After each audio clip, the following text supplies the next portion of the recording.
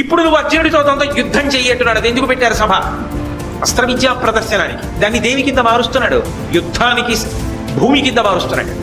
ఎందుకని? వాళ్ళిద్దరూ కొట్టుకోవాలి. అప్పటికి అర్జునుడు పోయినా తనకేం బాధ లేదు. తప్పైతే ఇది కరుడు మీద పోదు. కానీ అర్జునుడు వెళ్ళిపోయాడు. అమ్మయ్య, తన కథ అయిపోయింది, గుర్తు అయిపోయింది కదా.